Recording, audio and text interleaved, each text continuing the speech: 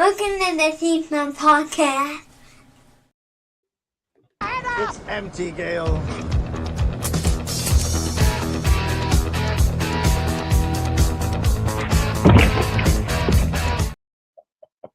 Ooh, baby.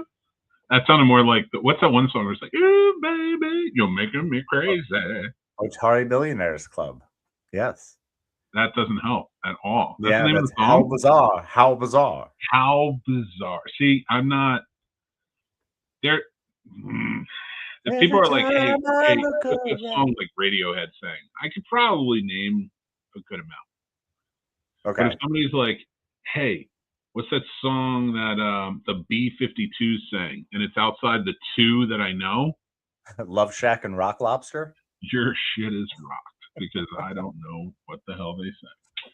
And welcome, everybody, to the Scene Snobs Podcast. They get more subtle in our retirement days. Yes. It's nice when you can lay it on nice and thin, you know, when the mutton's real lean on a nice MLT. Just saying. A nice mutton, lettuce, and tomato. Love it. Guys, I do have to say, I thank you for coming. Thanks for hanging out with us. But a bit of controversy today that we need to discuss. And there was, yes. Yeah, there was an AI photo that has made the rounds that is very displeasing for a lot of Christians. Understandably. Yeah. I've talked to him. He assured me that he's never going to do it again and that he does not think that he is Jesus. Most of the time. Most of the time is probably more of an apt description. Yeah. But I feel like an intervention is needed to be had because, Casey, what are we doing? What? That is a perfectly fine photo. In fact, dare I say, that looks like the photo of a leader of a free nation, my friend. That's what that looks like. He was the King of Kings with your face on him.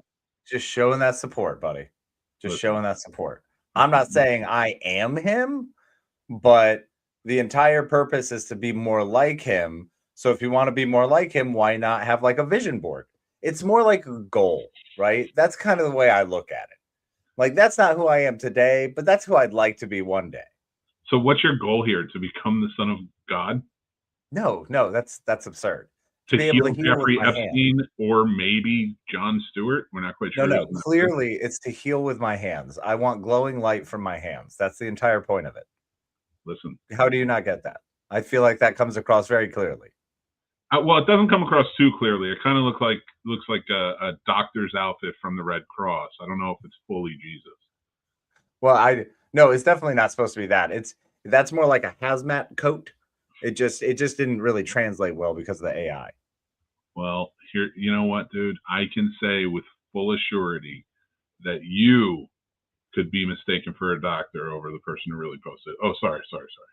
That will happen, yes. No, I can understand that. Well, sir, welcome back for another episode 417. Man, cruising along, buddy. I am so excited for episode 420. It's going to be a dangerous episode. That might be a very dangerous episode, and I'm going to be here for it. But we're almost there. But today is 417. It's closing time, everybody. We're getting there. But we're going to have some fun tonight. We have some interesting stuff going on. And we'll explain that once we get there. But I want to ask you, Case, it was a pretty emotional week in TV last week. We primarily talk about movies here, but Scrubs. Yeah, man. Which we were both fans of the show, and of course Shrinking, which you're getting into, and it had its third season finale last week, which I'm not going to ruin anything for you. Please don't, because I am so in love with this show. I'm on episode 6 now of season 1. I am just rolling along. I love it, but I have had so many things going on in my life that I'm like busy all the time, right? So I'm trying to get a lot of stuff done, and it's terribly annoying because I can't just sit and watch a full show, a full episode. So until I can, it's like, that show sucks me in, man. And Scrubs has been knocking it out of the park this season. Before you watched it, I had to check on you this last week. Oh yeah. Yeah, you did. And I'm glad you did because it was I went in ready for a little bit of something with your text being like, "Are you okay?" And I'm like, "Oh man." And I was afraid it was going to be something with JD. And instead, they just threw a haymaker with what they did. And it was beautiful. And the line they used, the clinching line there with the, "Do you think we were going to be immune to this?" And he was, Mhm. "Yeah." Like, I thought it wouldn't happen to us because we help everyone. It's so sad, especially, and then like wait until you get to all caught up in shrinking, and again, not Oh, giving anything away, but they've already in first season talked about Paul having Parkinson's. yeah. There's no magic pill in this show. It don't go away. Like in most shows we'll watch, like it's like, oh, 3 seasons later, it's like, he's doing good. We'll touch He's down on fine. it, the autoimmune disease that went away somehow. Um, it's like I love the writing on these shows because it's baked in really well. And Scrubs has a connection with the Bill Lawrence effect, and this Scrubs feels in the same tone as like a Ted Lasso or Shrinking or the other things he's putting out, Rooster, things like that. My problem with it is like sometimes it gets a little too goofy, like it did, and I feel like it doesn't, like they do it too much with the main characters. So I'm like, I'm supposed to see you as a mature chief of medicine, Right. and you're still doing, like, I don't mind the fantasy stuff, but you're still doing a really silly fantasy stuff. Yeah, but that's kind of where we are today. Think about it, man. I don't really hold on to a book. I don't feel older. I still feel that way. Like I feel older, aged, like my body, but mentally, I still hold on to a lot of those. I have some weird daydream wander off still. So I do get it. I understand that. He is the chief of medicine, and there is a level of he is showing that maturity, but we're still who we are at our core, still want to be that young, fun loving, goofy, sweet, considerate person. Like, again, I don't mind the flashbacks, but like maybe it shouldn't be his flashbacks. Maybe Well, the and I like young that. ones having that silliness to them would like. That's fair. But that's also not them. The thing about Scrubs and the reason, my med school didn't work is because it is us following JD's life. From the beginning, Yeah. it's the diary of him. So it is more in his mind, but we do get the his stories, her stories, the other tales from other perspectives. But I will tell you in this last episode though, Yeah. this was the most mature I've seen JD be.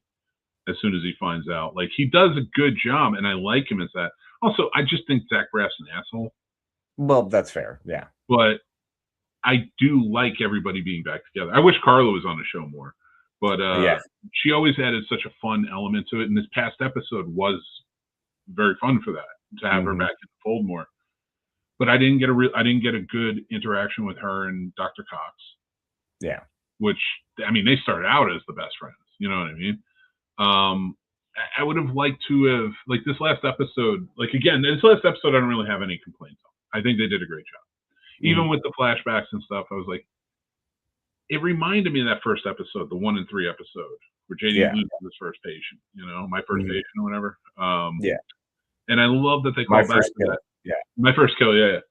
I love that they call back to it and then they brought him in, but I just want the rest of the season to sort of match the tone of this one. Yes, you can get silly, but I don't know. I guess there's something. I have to analyze it a little bit more, especially with this season finale coming up. But I wish his fantasies maybe matured more. I think that's totally fair and understandable. I can see that. I get that. I still love it for the goofiness because as much as I kind of wanted to associate myself as JD, when I was younger, parts of me, sure, but there's a lot of every character that I associate with in that show, and there is like the seriousness of Carla is something I love. And I think that's one of the best parts of the show is that she balances them out so much by being the adult in the room a lot of times. And I think that JD he mentions that and talks about it because it's a praise of nurses as well. The way that it's quietly kind of understanding that what they're doing, what Bill Lawrence does is gives a lot of respect and love to nurses. and really, poops on surgeons who are incredibly skilled and talented at what they do. But that's it. They're machines. It's that whole idea that they're the jocks. He talks about it and brings it up. And I think that's what Scrubs is at its core, is the sitcom that is supposed to be occasionally serious. And that's why we remember those serious episodes and their gut punches every time. Like when Jordan's brother dies, that was amazing. That was done so well. Yeah. There's a bunch of it, but My Lunch, my gosh, when Cox kills 4 patients because he's in such a hurry and he uses the chick from Mad TV's body parts, and he loses all of them. Like, there's just so many wonderful episodes, and the rest of them are kind of goofy and lighthearted because that's such the balance that a sitcom is trying to portray, and why the Bill Lawrence shows work, I think, the way they do. But I don't have a problem with goofy. Like, they did goofy, both of them. Like, but Turk's not goofy in this. He can join in the joke. Yeah. But he's not like Turk was, and he even is like, I'm grown up. Like, I got different things. But Elliot too. And with the way with JD's acting, it's like he hasn't grown up. So, like, if there's an arc on this show where he is going to mature into it, like, that would make a lot of sense. Like, if he is like, but I wanted a character arc, and I think I don't think we got any change from med school on him. Like, he's always just been silly. But that last season, the 8th season, when he walked out, I was like, that's JD growing up. Yeah, so and he did come back and be that silly still, and while everybody else sort of grew up. Like, even like Dr. Cox saying to him in the last episode, it's like, you think we aren't going to get it? It's like, he should. You're the chief of medicine, dude. you know?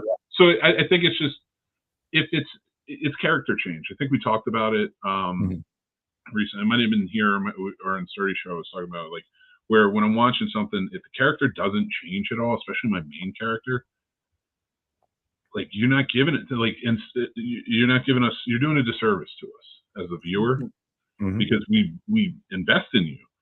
And I think I wanted that in him. Now, I love that he is still stuck, like, they're divorced now.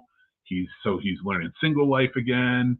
He's doing all of that. He's learning about the new job again, coming back into the fold of Sacred Heart. All of that's handled really well. Yeah. But it feels like a mismatch with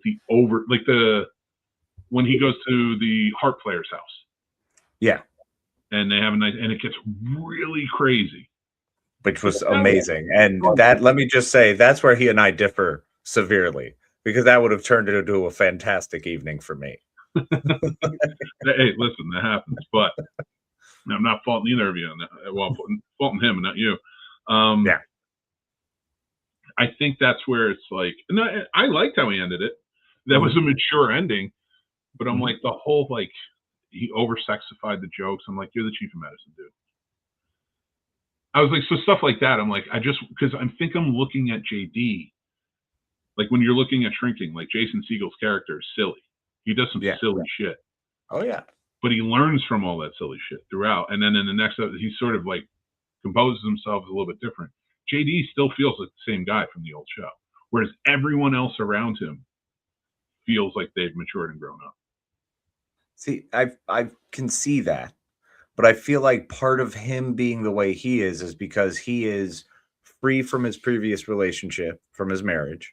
He's now back in the house, his home, where he's been this, private doctor for so many years. He's back where he thrives, where he's happy, where he belongs, and doing what he loves, which is working with interns and getting, people to grow and, helping them build themselves. And he's always done it through his odd lens in his life. Now, with Elliot, I see her as being less happy and joyful because she's the one who got dumped, essentially.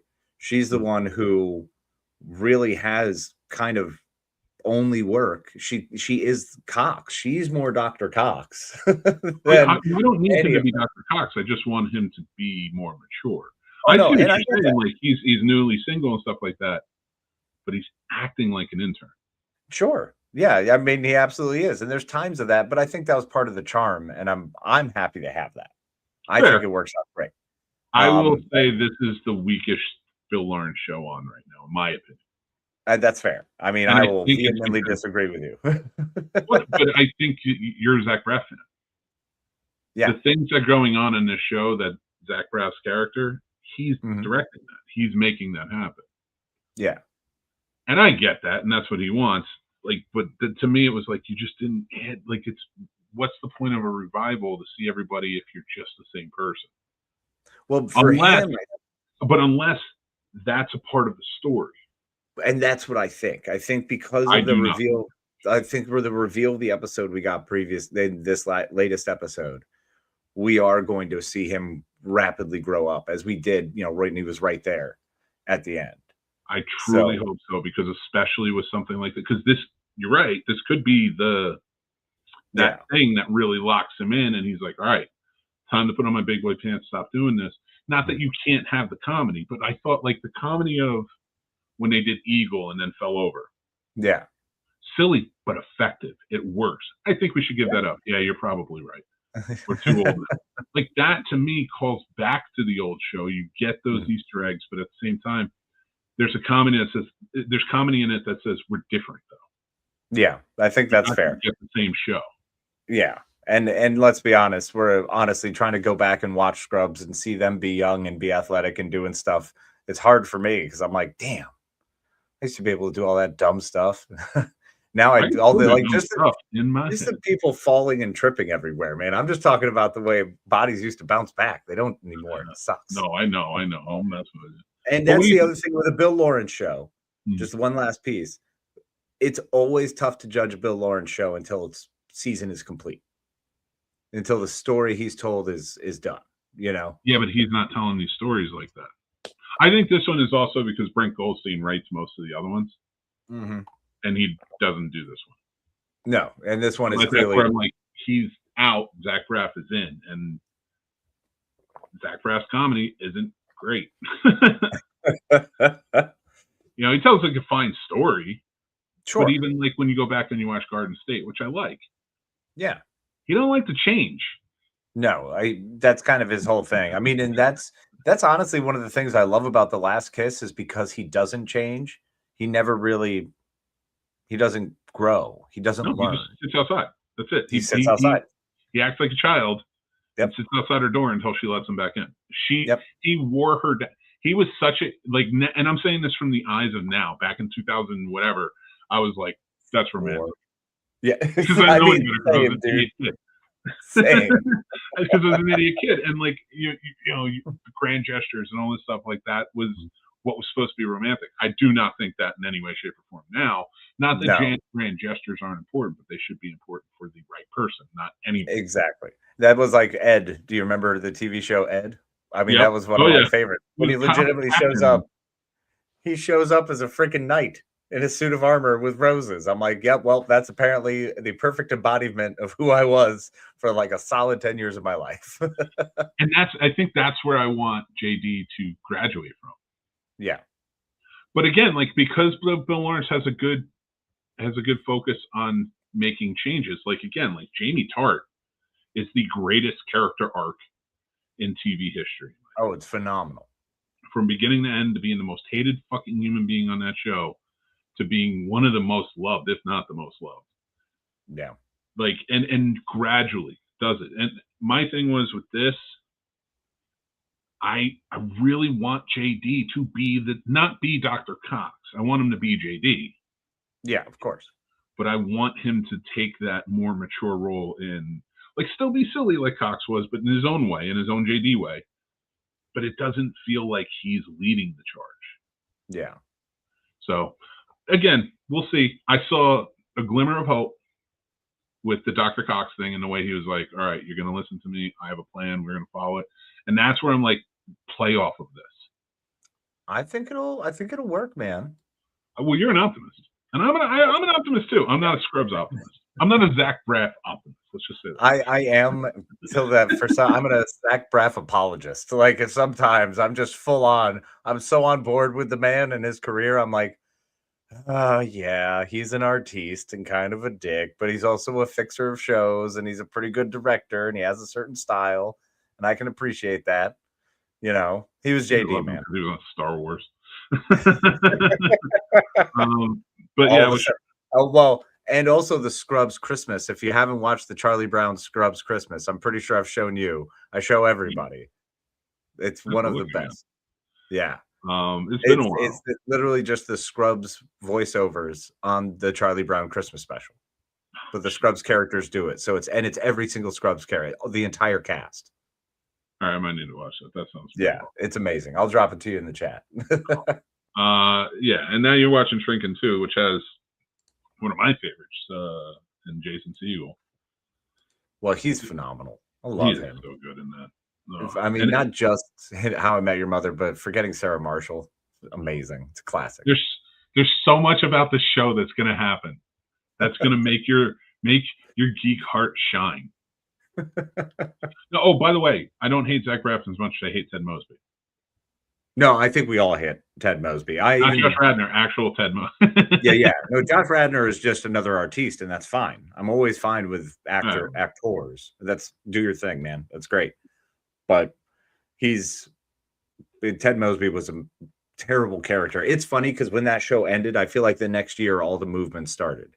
Like it was right in the next step. So that show could no longer be looked back, revered upon, or put in syndication. It was immediately like, oh, we're going to shelve this because 90% of this is terrible. There is one redeeming character and it's Marshall, and that's it.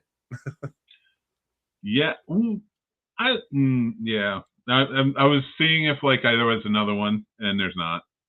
Nope. I will say though, I do love Colby Smulders. I think she's fantastic in everything she shows up in, and that may be a hint, but I'm just gonna move on. I love Colby Smulders as well, and her just being so freaking funny in that show. Man, her character Robin Sparkles was a brilliant bit. Yep. Like there are brilliant bits in that show. But the show overall being about Ted Mosby trying to find love, like how he meets the mother, it's like, yeah, some of us did some pretty junky stuff, but he went like depraved.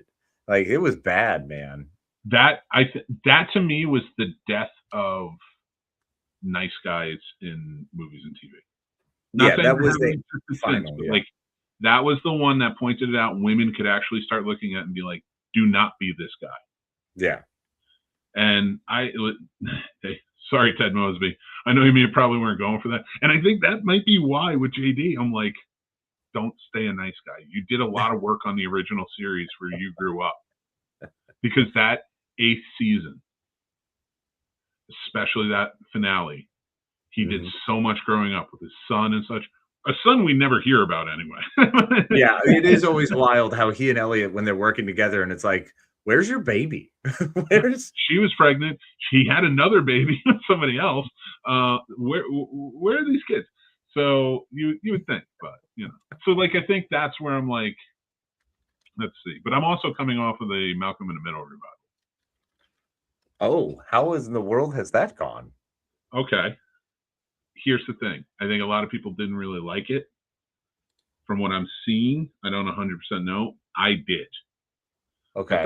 I thought it was 4 episodes, quick, brought everybody back who was willing to come back. Like they recast Dewey. I heard that, yeah. Because he doesn't act anymore. So I mean, I get it, but was that? That's all right. Everybody. Oh, did I really? My bad. So you get this. You get like a nice revisit. But it's also. It's chaotic. It's them. But I love Malcolm in the Middle, and I thought that was such a really good show, and everybody being all in, especially like Bryan Cranston coming back in and just like not missing a fucking beat the whole episode. As Hal, he did an episode where it's Hal versus Evil Hal. Oh my gosh! Because he like does drugs and like he starts hallucinating, and then he has to fight himself. What? And the whole thing. It's just it's chaotic, but it's in a beautiful way, the Malcolm in the Middle way. I've always loved Malcolm in the Middle for that because it was kind of that middle class, early 2000s chaos, late 90s, early 2000s. We lived part of that lifestyle. It made sense, Yeah.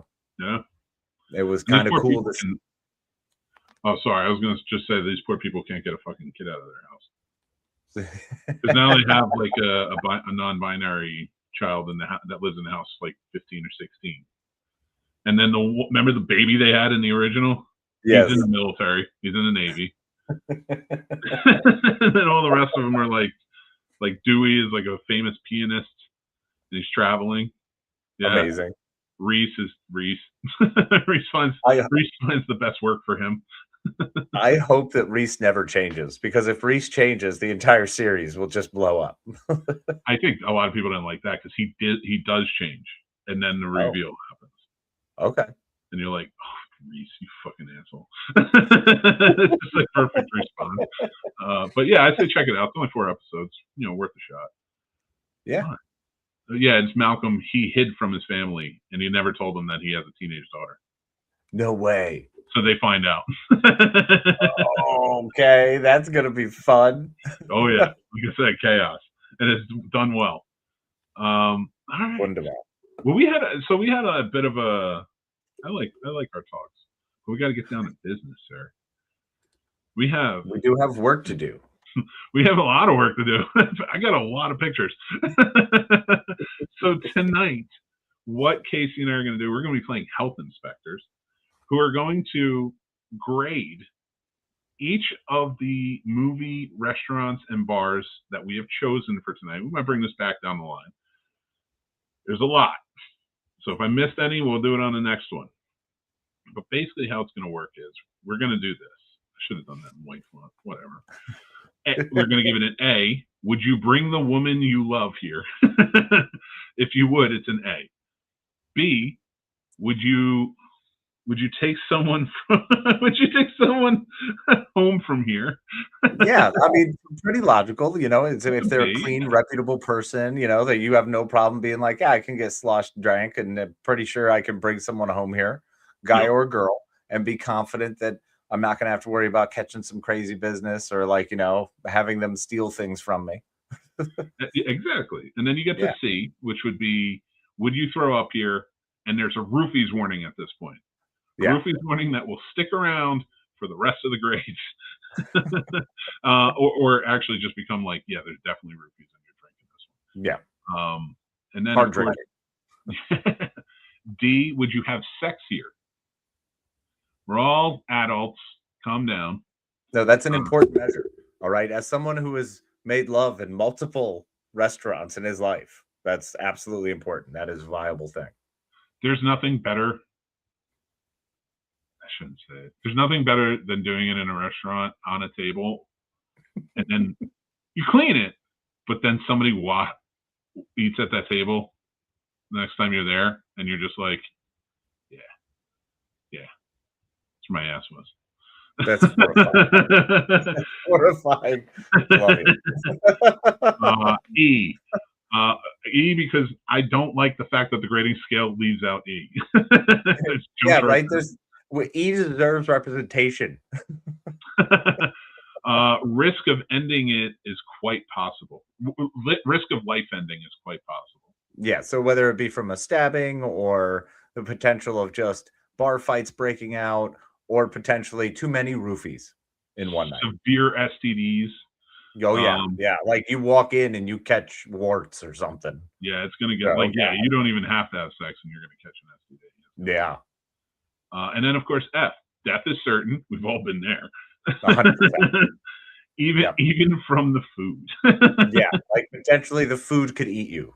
So, and these are bars and restaurants from all of our favorite series, movies, anything that we have loved throughout time, because this is something that I got really excited about, and Mick kind of was not ready for me to be as excited about it as I was, because when we called and spoke this morning, he was very shocked at my giant list. So one of the reasons I love these, one of the reasons I became a bartender was because of some of these characters and some of these establishments that we'll be reviewing. And believe me, I did want to work at ones where your life could be at risk. And at most I bar backed, but I was mostly a bouncer my whole life. So sexy bouncer. That's the other side of it. I worked in a lot of the season down.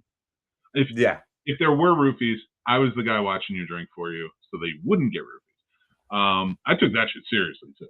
Well, same, man. The whole point of you coming to my bar to enjoy yourself was that you could be safe, you could have a drink, you could, if someone was annoying you, it was my responsibility to get them out of the way gently. And yeah, it was a whole thing. So that was something I took very seriously as well, especially, it's safety, man. It's all about safety. I didn't really like over serving people. Definitely was not a fan of people being hammer faced and not being able to, and then people trying to drive home. That was always a bad thing. Listen, sir. Defend it. Stop trying to build yourself up as this almighty hero of the bar. I know how many drinks I used to have. Well, and you definitely took advantage of it. No. That was when we got home. That was a different story, baby. We were roommates. You're going to be in the bathroom, you get a thumb up the ass. Good morning. So I figure what we'll do is go down the line. I got some pictures for us, and anybody who's listening, you can go see the videos, but we're going to tell you exactly what the bar is. And I'm sure you'll know if you love movies and TVs like we do. We know you do. But let's kick it off with number one. Fantasia from True Blood. What do we give Fantasia from True Blood? It's a clean bar. It is a clean bar. It's definitely a well-lit establishment. Yeah, surprisingly for vampires. For vampires. We know that there's a PBR sign, and Bacardi is immediately what stands out to me. So we know they have great taste. So you don't have to just drink blood. Yep. You can actually come in, get a little boozy, and then if you happen to hit it off with a vampire, you go do a little fang banging. Maybe let them drink a little of you. I might get a little skeeved out being in a vampire bar called Fantasia, where everything's red.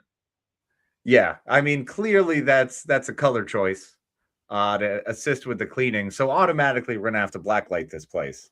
So the risk of death here is already the bar's pretty high for risk of death. Yeah, you're not wrong on that one. Well, there's the risk of death is almost immediate. So this has to already. It's not getting an F in my opinion. It's cleaner than that, and there is definitely the ability to, they set it up and make it comfortable to bring humans in. So they want it to be nice and well taken care of. And I mean, what else do vampires have going on? Not really much. I would eat there though, and I would eat there 1,000%. Oh yeah, but in normal I'd have sex there. I'd have sex there 1,000%. That looks like a beautiful, clean German sex dungeon bar. I'm in. Well, yeah, but no, would have sex here, and that's the low bar. You can have sex in all places from up. I'm not going E or F. that's not going to happen. So I'm definitely not giving this a D. I would normally maybe give this a B. It's very clean. I would eat there. The furniture looks good. It looks like it's wiped down. But I'm going to give it a C because it does have vampires. Okay, I agree with that. I think that's a good ranking. I'm actually going to stick with B because I would take a girl home from there. Well, no, I would too. There could still be a C. C. You're like, but would you go there with the intent of taking a girl home, knowing it's a vampire bar? No, I think it'd be more happenstance.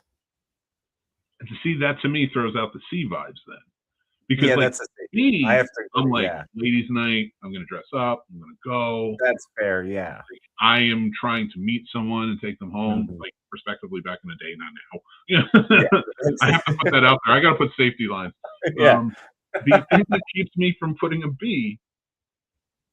This is fucking vampire. I mean, look, I get it. You're very clearly.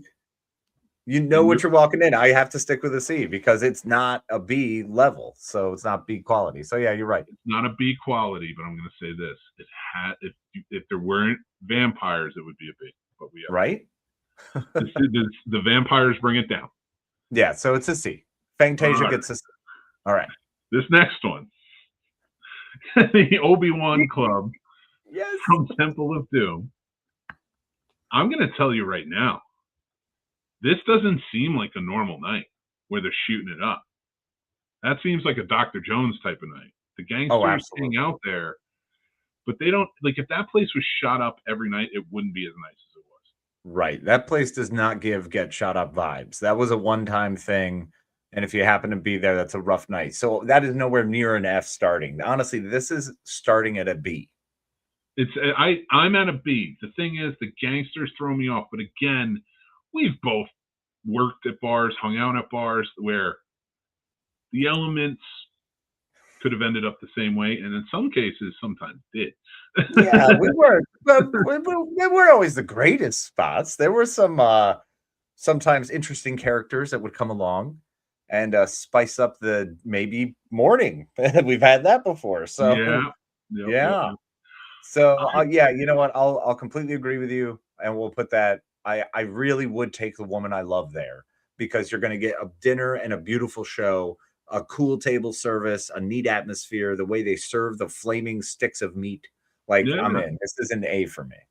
An A. Yeah. I like it. So A for Casey for the Obi-Wan Club. I think I'm gonna go B. Okay. I'm gonna give it a B. I would take the woman I love there, except the fact that I know that she might get shot up. That was one time.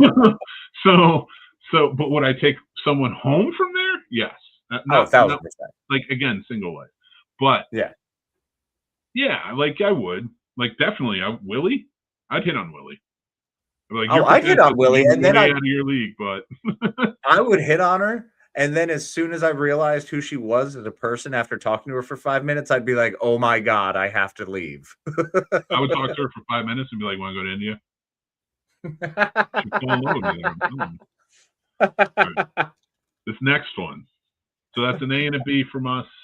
Casey gave it an A. I gave it a B. That's Obi-Wan Yep. Club. The Gaston's Pub Ugh. from Beauty and the Beast. First of all, this is too much dancing.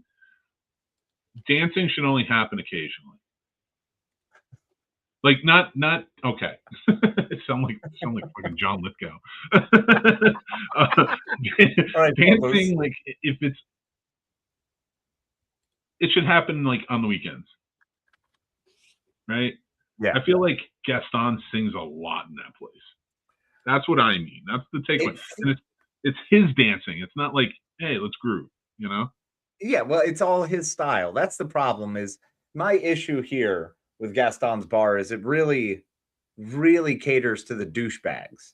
I mean, there's entire songs that you have to sing and clearly have to know all the words if you're going to just go have a friendly drink. You're just trying to enjoy a quiet evening, you know, maybe staying off the roads from the highwaymen back in those days.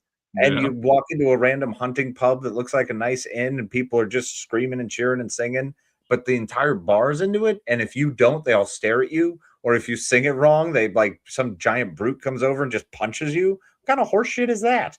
Like, that's not an enjoyable place. See, here's where I'm mixed because it's LGBTQ friendly. Which is awesome. Labouf Yeah. is gay. So I'm assuming that it's friendly to all. Mm-hmm. But it's definitely not friendly to women because they're singing about overtaking the one that doesn't want to be with them. Right? I'm going to have to give this a D. I would have sex there. Oh, I would absolutely have sex there. Look, you're in France. It's an inn. And the idea of hoisting a barmaiden up and just having at because she wants you as much as you want her, that would be freaking dope as hell. So I would 1,000% D all day. This is a D rate establishment. Yeah, I'm with you. I'm gonna give it a D. It does. Gaston's definitely deserves the D. D for douchebag. Now, this next one, I'm telling you right out of the gate, this is an A for a dive bar. That's Rolf. Bro, look at that stainless steel. No fingers, no fingerprints. He keeps it clean. He's wiping down the bar. Rolf keeps a very clean establishment, man. The place is always looking nice. Everybody seems to be enjoying themselves, or at least keeping, you know, everyone can carry on a gentle conversation. And most importantly, if you're drinking like alcoholic beverages with Muppets and puppets, that, my friend, means you don't have a drinking problem. You have found heaven. And that's the best place you can be. That's like Gladiator's speech of "You're riding in Elysian fields. Don't worry, you're dead already." Man, if you're sitting at the bar drinking with puppets, life is good. You've done something right. Now, I feel like I have to give this an A. It's an A for me. See, You know the why? way Rolf's has always come across to me is like that really nice hotel bar that people actually go to who don't stay at the hotel, but they want to go to have a nice, relaxing drink and, just pleasant company. Someone's doing crosswords down the corner. I would definitely take the woman I love there if we were like on vacation and I'm like, I heard about this place, Rolf's. Yeah, so 1,000%. Rolf's. But we have to be aware because Rizzo's running around. He's going to hit on your girl. Well, yeah, but that's fine. It's Rizzo. If she wants, look, if my girl's leaving me for Rizzo, well, something's wrong with one of us. Fair. So it's an A from both of us? A from both of us, buddy. 100%. That's our first A. I dig it. I'm down. Well, Obi-Wan got an A. No, Obi-Wan got a B because of all the gangsters shooting everything up. Oh, yeah. We had to, you got to get I feel like it's health inspectors. If we're not standing up to our oath, right?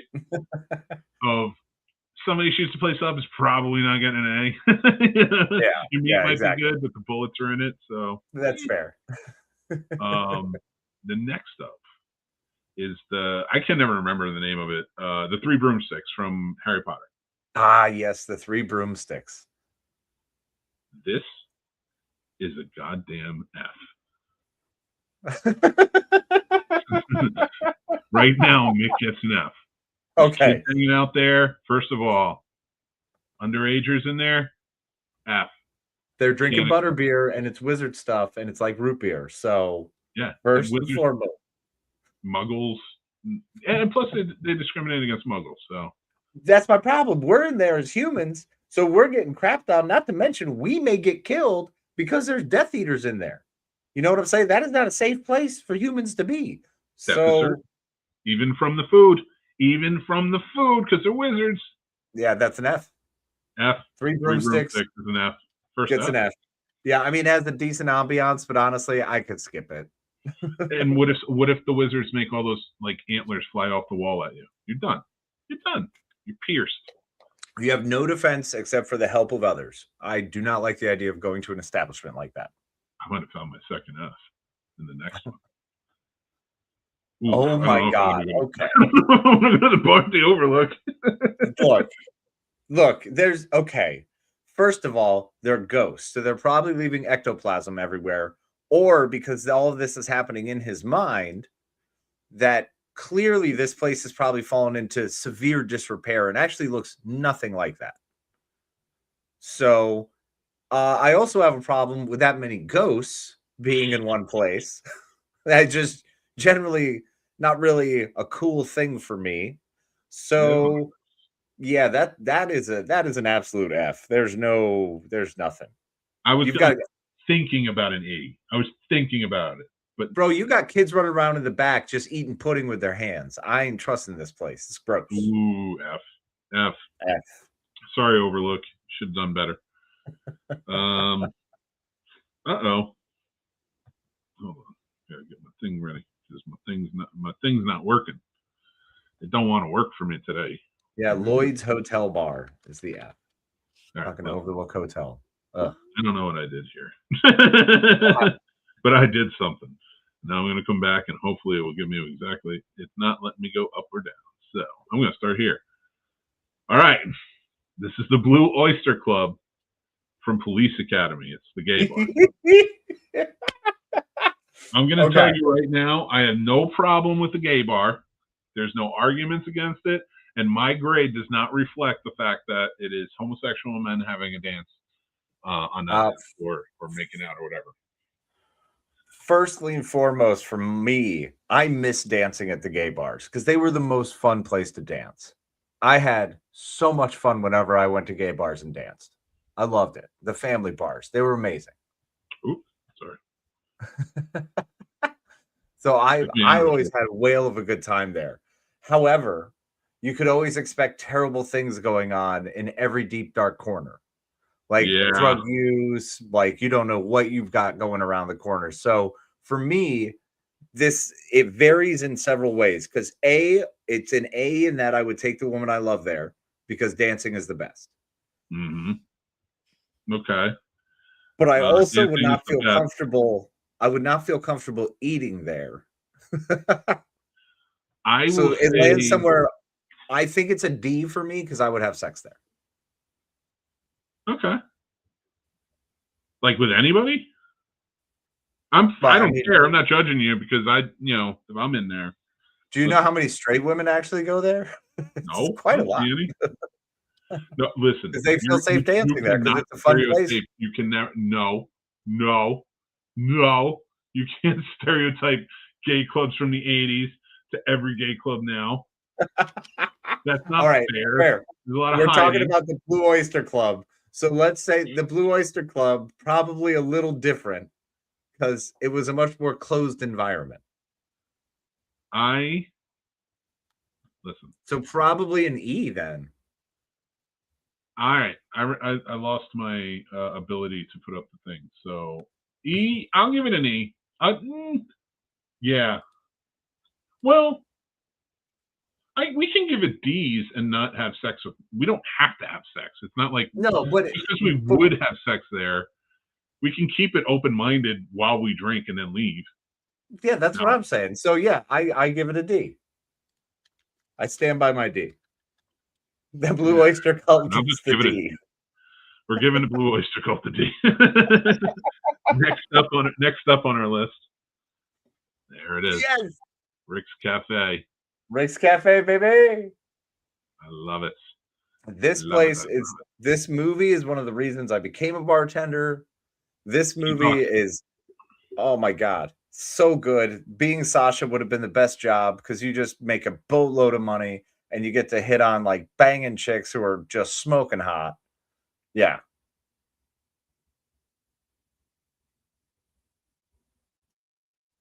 But there are Nazis.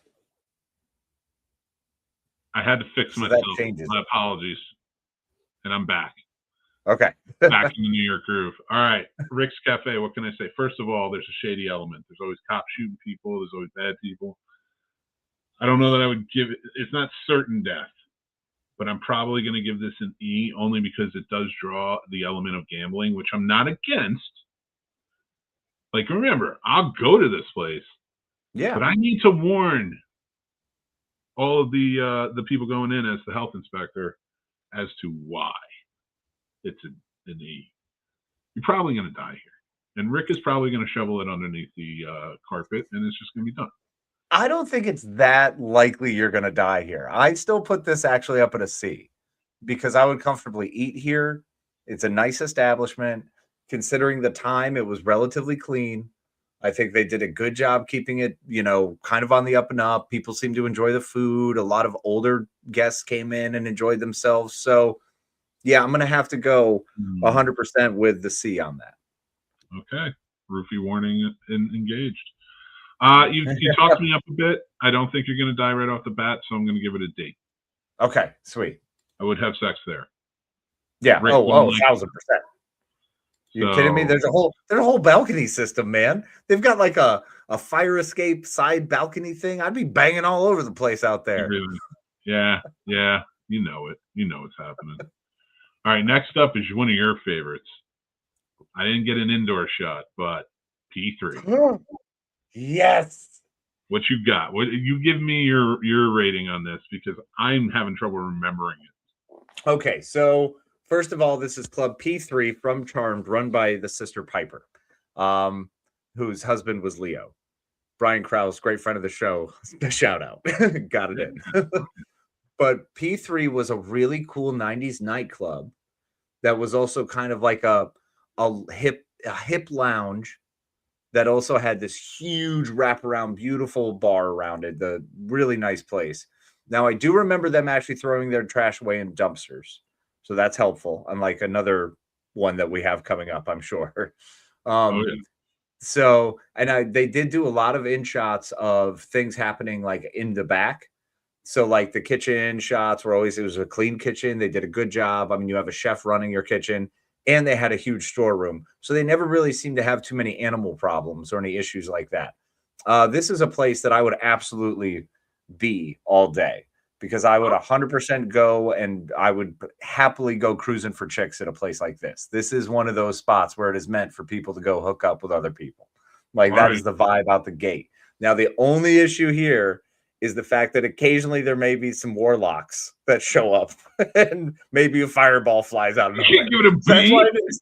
That's why it's not an A. That's why it's not an A. All right. No. First of all, the roofies warning starts at C. First of all, are there actually, wait, you know I have what? questions because you watched that whole show. Yeah. Were there ever any underage kids drinking there or hanging out there? No. Okay, No. not like the Bronze, and we're getting to that. No, not like the Browns. No, you had to be 21. It was an adult thing. Yeah. Okay.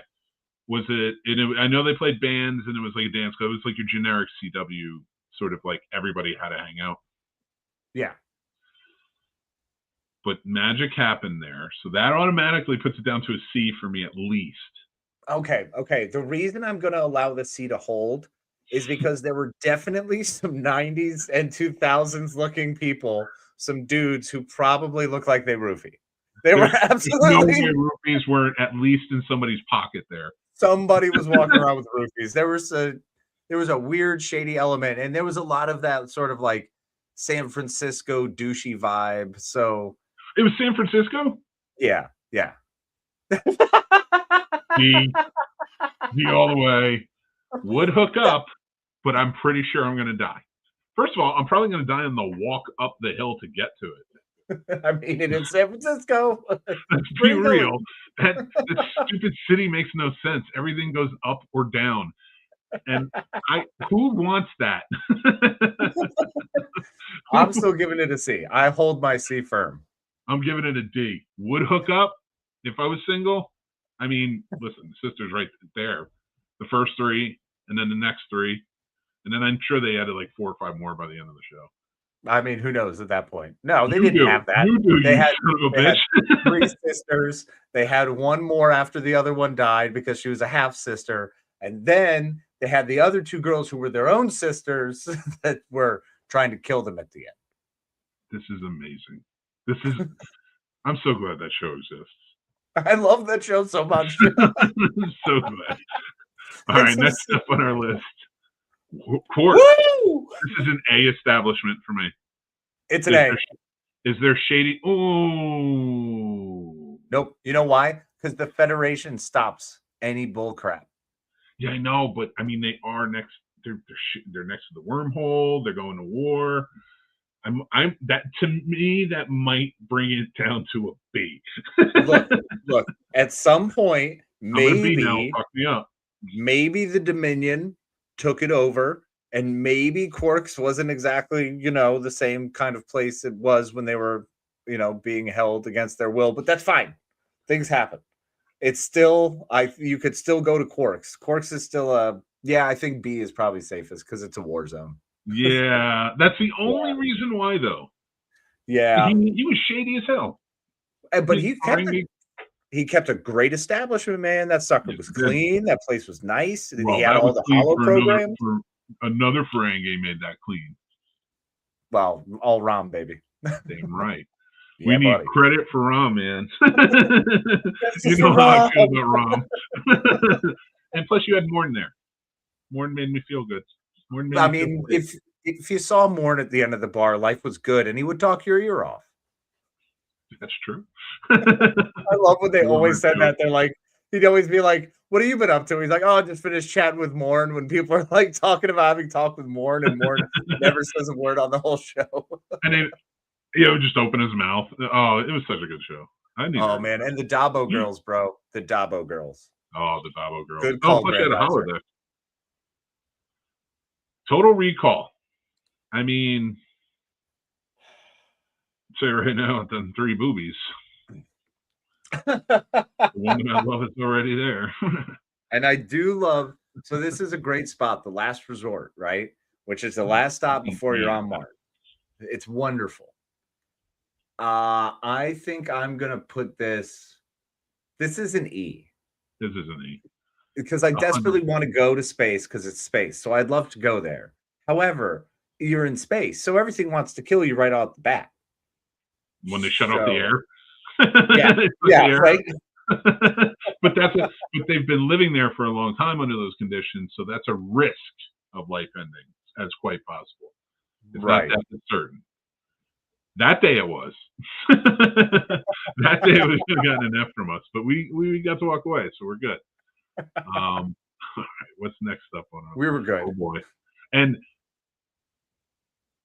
I'm going to challenge you on something you said to me earlier about this bar, because you said it was Jake's. I disagree. Okay. Because another bar I put on here is Jake's. Okay. And when we get to that, I'm going to be like, that's what I mean. Okay. But this is McLaren's. Good old McLaren's, buddy. It's a C for me.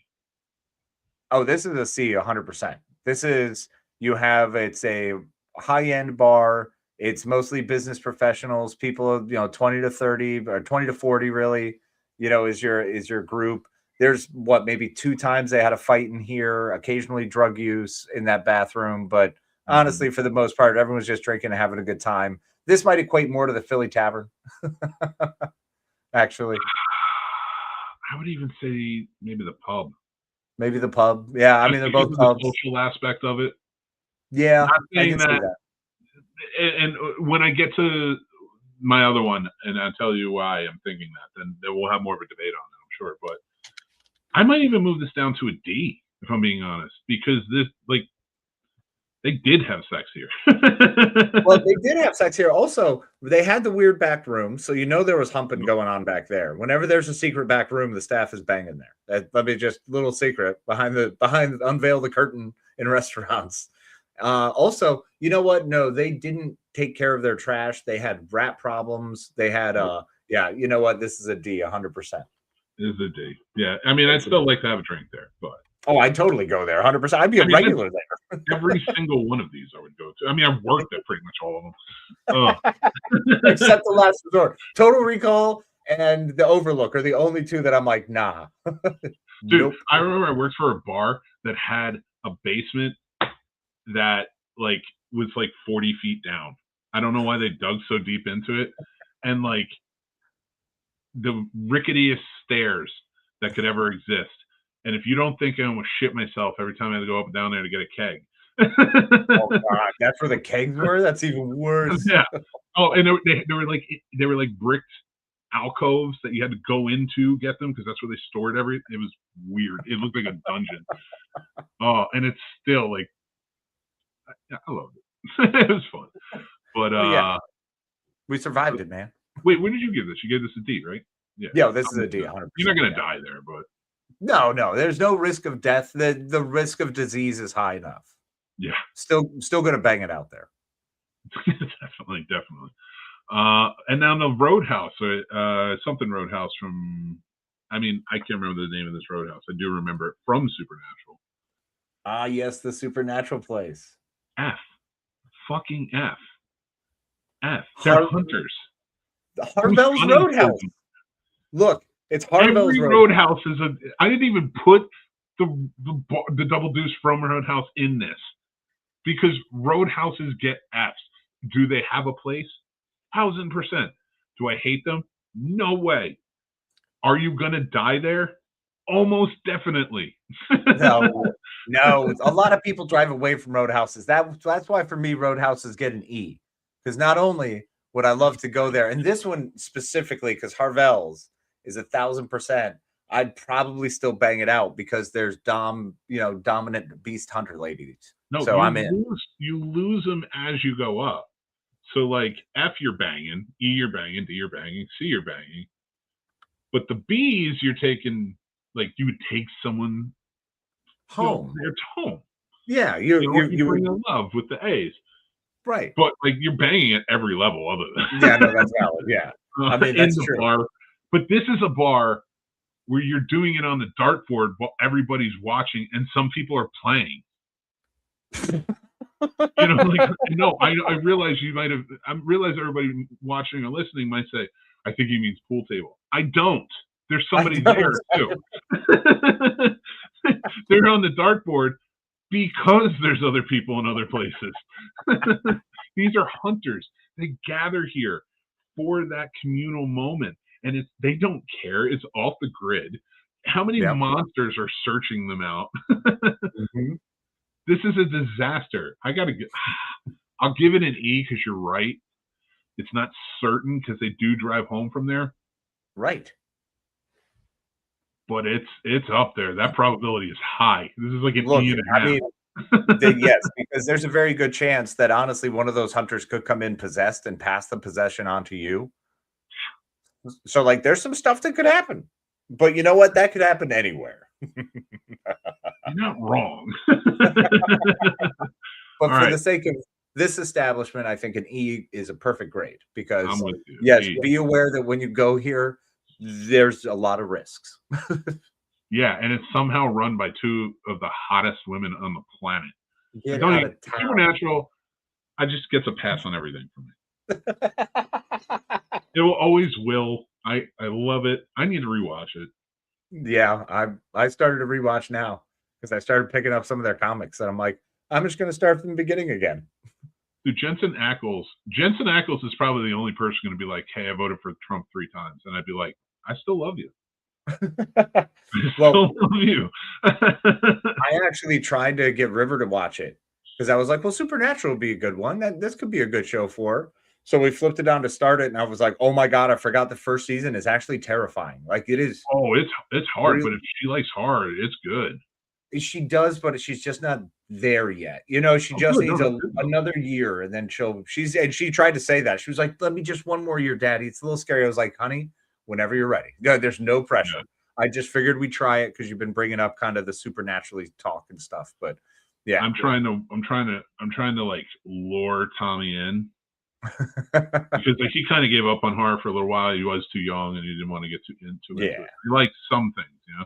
But Stephen King has been getting them. He's been reading the books as we've been watching the movies. Whew, that's scary and awesome. Oh yeah, but he's just like I love that he's reading the books first, so that way he can get into them. It's the long walk. He really wants to see that because I told him how brutal the fucking movie was. Wow. Yeah, and I'm gonna let him watch it. I'm gonna say that's what they want. Yep. In your army, in your military. So think about it. What'd it be like? Fucking What's next? Where are we going next? All right. You ready for it? We're taking a trip to a diner. You want to guess? Moe's Diner. Nope. It's the Twin Peaks. I think I don't know. I think it was called Cherries. I could only find a picture that worked here. So that's the diner. I don't know if it's from the show or that's just how it's dressed up. You know, it's kind of. I think that's from the show. Pretty sure that's the Twin Peaks Diner.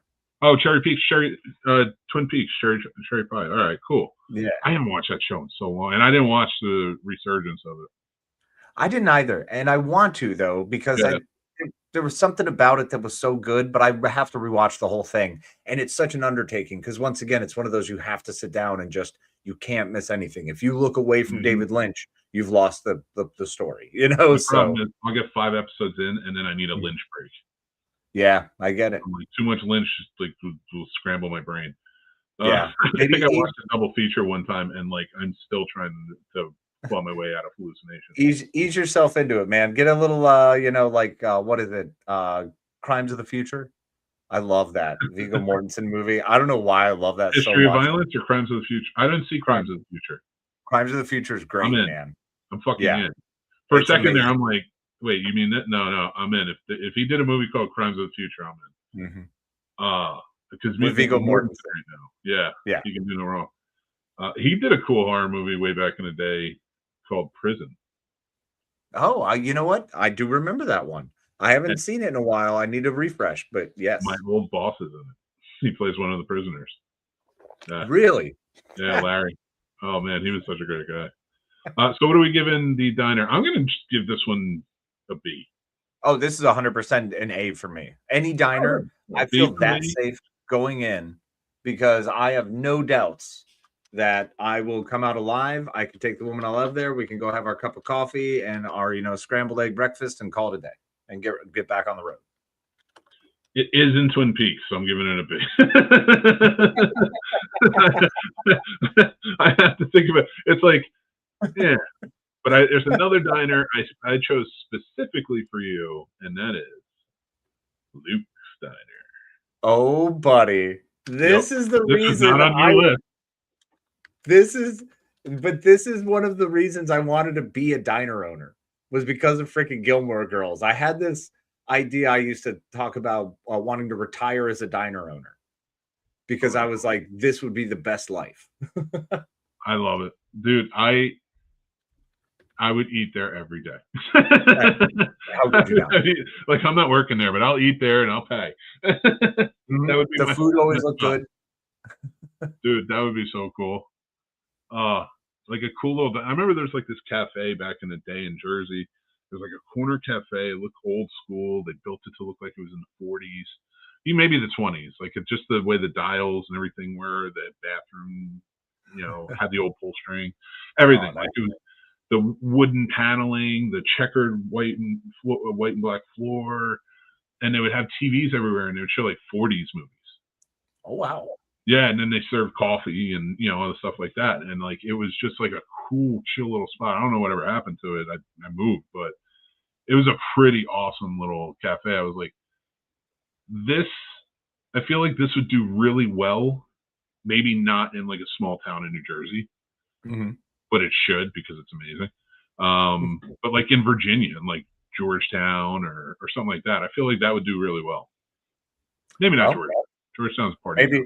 Maybe that's what we shift to when we're cutting out of the Scene Snobs, so that way we can start our diner dream. Come on down, guys. And then yeah, dude, I'm in. Do it. But Luke's Diner, what do you give Luke's Diner? Oh, Luke's Diner is an A. You're in Connecticut, and you're surrounded by just the most salt of the earth humans and some crazy girls who like to just talk way more than they should, because they lose the point and the thread. I've never seen a show try to be intelligent with their talking and actually talk themselves out of the intelligent decision. Like, that's fair, but remember one thing: they had sex there. Yeah, but you can have sex there. No, I'm just kidding. Oh no, you're right. You know what? But they were in love. As a cleaning member of we are the inspectors, so the fact that there could be semen there does drop that grade. I will give it a C.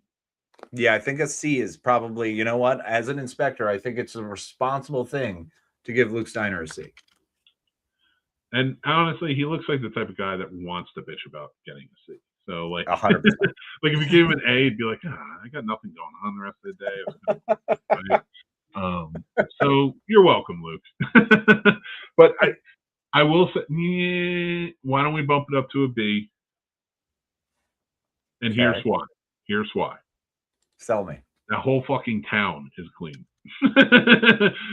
Yeah. The whole town is clean. So why don't we give Luke's a B?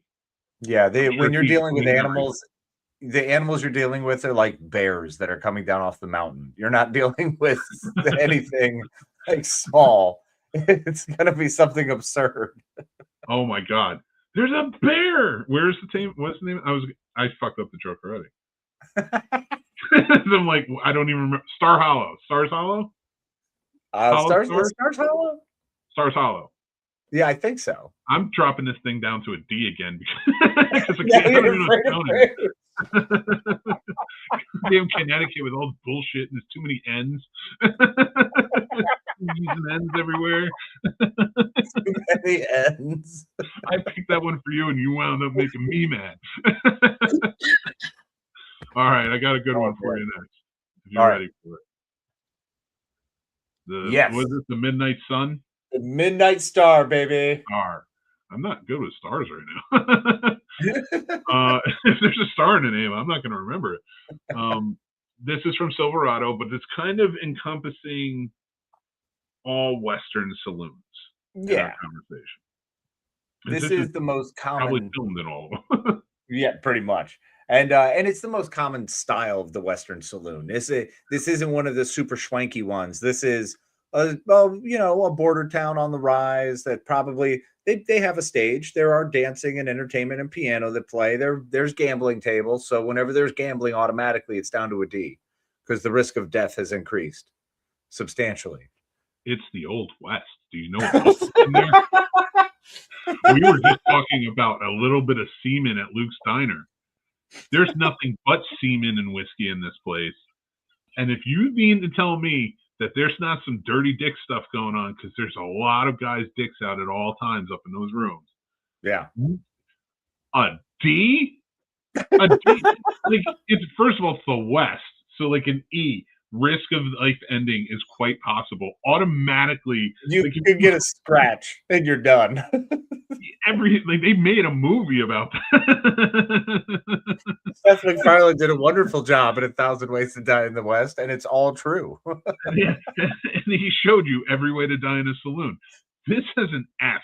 This is 1,000% an F, and you're giving it to him because you know what happens if we both go in? They're gonna shoot us because it's an F.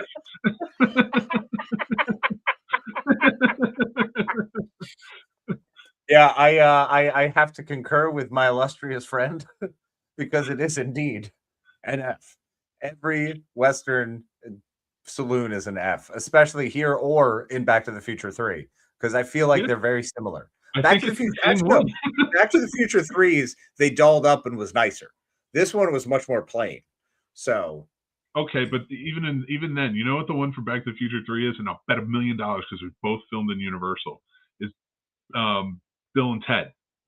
And look what happened in the bar in that one. He threw him through the wall.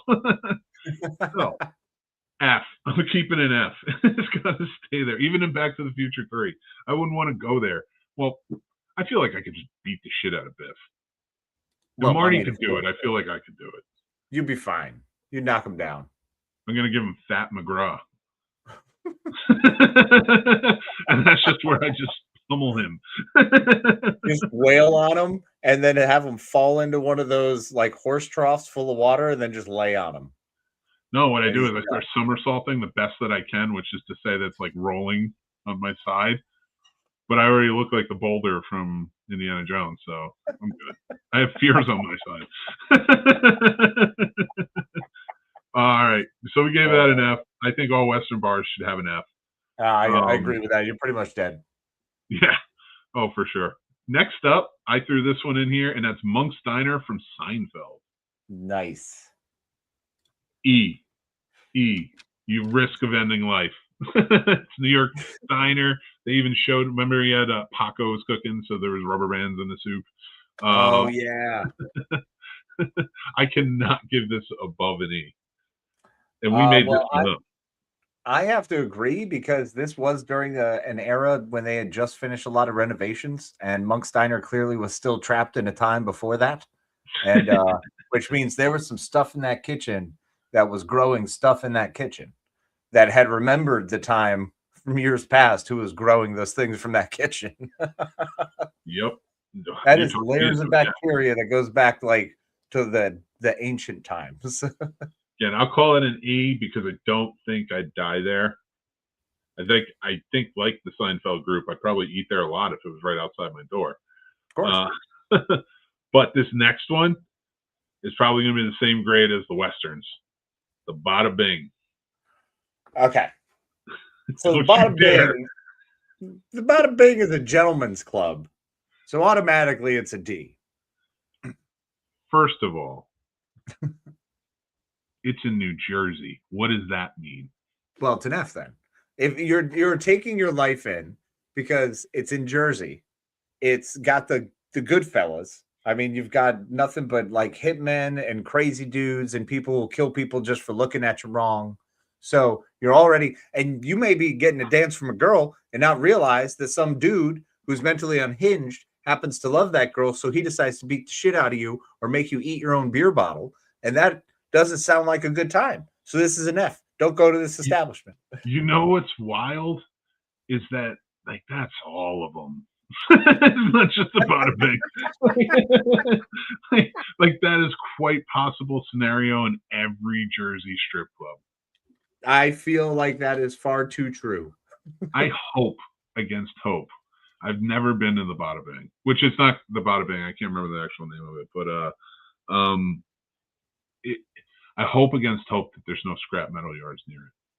I am willing to guarantee. I am willing to bet on someone very close to me's life. I haven't decided yet. Give it time. But Probably me. someone. I'm willing to guarantee that within a 1 mile radius, there will be a scrapyard. That's my favorite. It pissed me off, but at the same time, when you were sitting in the back and you were like, "Is that a scrapyard?" Right next to the den. Welcome to Jersey. I mean, it was just the most prolific moment of my life when I was like, that is a strip club that literally backs up to the fence of a scrapyard, and not like a small one, like an industrial I-beam building scrapyard. Like, right across the street from a major highway and an abandoned movie theater.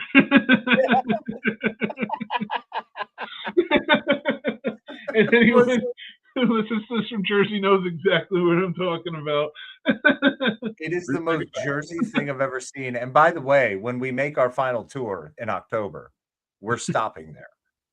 Oh my God. I don't care if you want to sit in the car because you're like, I'm afraid I'm rolling down the window, you might get tetanus. I am taking that risk for posterity. Hey, I still love it. What are you gonna do? So we're giving this one an F? Oh yeah. Bada bing, F all day. Bada bing is a definite F. I'm not saying all strip clubs. Bada bing for sure. No, it's not shenanigans in Schenectady, New York, where we would guarantee you a C all day. No, they're A++ in my book. Thanks for sponsoring. This one I added for you. Was it Mystic Pizza? Oh yeah, Mystic Pizza. Yeah. This place looks like man, I remember these. Dude, some of these old bars were so great. These kind of places where you just pop in and it's that small and you're just hanging out. That's most of New England. So yeah, but also it's old, which means there's a lot of weird dead stuff in there. Kids generally run this thing, which means they either don't clean, they don't care, they don't put the effort in, or they're just banging everywhere anyway. So this is probably a D. Yep. Yep. I did not expect that from Mystic Pizza. I may need to watch that movie again. How did you not see that Mystic Pizza? Well, here's the thing, though. I watched the TV edit. That's like the level of Mystic Pizza I watched back when I was a kid. That's fair, and they definitely removed some of the things. So, oh well, then I'm 100% watching Mystic Pizza. Yeah, you have to. You have to. Fuck yes. But mind you, with that D, I would lovingly go in there and get shit faced any day of the week. That's very fair. That's very fair. We're going up. That's one of the spots we have to go to. Absolutely. Pizza. Oh, all right. This one I added for both of us. The Peach Pit. All body. All right. You want to hear mine first? Yes, I do. All right. D. Get the D. There's no way these kids clean. It always looks kind of grimy. I can't do it. I can't give it a good. I can't. It's a D's good. They're probably having sex there. It was. What's his name? Fucking. Mel. No, not Mel. I'm thinking of Luke. Luke Priestley. No, not Priestley. That's Jason Priestley. Jason Priestley. What was Brandon? Who? Brandon was Jason Priestley. No, who was Dylan? Luke. I know. Why am I blanking on this? He was like the hero of the 90s. Oh, and he just passed away, and he was a great actor. He did the Jeremiah show. Luke Perry. I don't know why I could not remember Luke Perry's name. I refuse to look it up. I was going to pull that out. It was in there. No. I mean, it's still getting a D. I mean, come on. Dylan was banging all over the place. The Peach Pit's bathroom looks like Steve's bedroom. Anybody who watched that show knows what I mean. But I'm giving it a D because, like, it still melts. It's still great. The Peach Pit. I mean, this has to fall under so close for me to Monk's Diner because it's got the age to it. There's stuff going on in that back room, that diner. I don't know how clean it gets. Mel is a little shady. He seems to be a money problem sometimes. He's probably had himself a few nose candy parties and a few ladies to ease the pain. Clearly, So, you don't remember Peach Pit After Dark. Oh, that's right. Peach Pit After Dark. Oh my God. So yeah, this actually for me, honestly, I'm going E. Okay. That's a good one. I'm gonna stick with a D. E still works. We'll give it a good old fair. All right. We don't have that many more. I'm loving it. As many as you got. The titty twister. Ah, yes. The titty twister. Can we both agree it's an F? I mean, but we go. Okay. First of all, it's ancient Aztec vampires, so who look like Selma Hayek. We're going. I'm going. I'm going. Yeah. Cheech Marin is the hype guy out front that I'm gonna have one of my last cigarettes with ever in my life. Yeah, I'm going. F all the way, but we're going. We're dying. It's happening. We may not die. Well, we're gonna die. There's a chance. One of us is dying. There's a chance one of us is dying. If you die before me, I have a higher chance because I'll get mad. Yeah. And like I turn into the Tasmanian devil when I'm mad. So I would get mad, but like if we should probably supply condoms for holy water. Well, the other problem is we're dealing with a bartender who's kind of a dick, right? And you and I are both we're kind of like, hey, if you're going to be a dick, I don't want to, be in this establishment. So the chances of us being there at the time that everyone turns and gets eaten, pretty slim. Yeah, I mean, you do realize that if we were to actually go to the titty twister, like doors open, we're early bird specialing it. Yeah. Oh, all day. Yeah. And then Irish goodbye. Yeah. We're actually being served by vampires who haven't woken up yet. Yeah. They're like kind of groggy and like, yeah. You sinners? I'm kidding. I only list small comparison. I love both those movies so much. Fair. So yeah, titty twister though. I mean, that's 100% enough. 1,000. Yeah, 100, 10,000, 50 million. There's never not going to be an F. And also with sexy vampires, and we all know from Fantasia, I'm down. So maybe you would just die. I'd be like, well, absolutely wanted. I'm gonna go. Yeah, no, I wouldn't be a happy death. Maybe you know what? Titty twister and Fantasia I'll only go to if I'm terminally ill. Well, we still got a lot of bars left, so calm down. That's fair. We have to grade a lot of bars. Now this one's the one that was probably more Jake's. Okay. Patty's. Oh my God. Am I right or am I right? With all the antics we did, yeah. Yeah. And this is 1,000% an F. Yes. This is like I feel like the joke wouldn't work if we were health inspectors in there and gave them a good one. No, you couldn't possibly give them a good one because they've done all the worst things humanly possible throughout that place. I mean, it's literally just the king of depravity. Everything. So, it's an F. 1,000%. 1,000% an F. You also gave Jake's an F now. See? Next up, Mos Eisley. Hey, the Mos Eisley Cantina. I mean, I'm gonna lean on an E.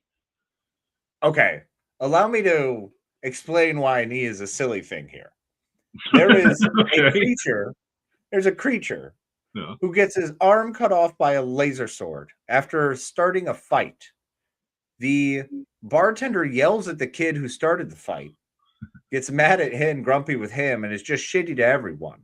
There's wheeling and dealings going on in every single corner. There's a shooting that happens, and everyone just carries on like, whatever. Technically, two. yeah, technically two. So there's an arm chop off and 2 shootings. So on shot first. Well, 100%. So this place is an F because you're walking in with the risk of death from the door. Like, there's no question about it. And then when you have the Biff players singing the same damn song over and over, that's going to drive people up a wall. I feel like I could survive in there. I could go in, have some drinks, not get sloppy, and then leave and be fine. We could, because we can also keep to ourselves. It's like an eviler version of the prancing pony in Lord of the Rings. Like, you need to just mind your business and do what you're doing and then leave, and that's it. That's very true. So we're going with an F on this one?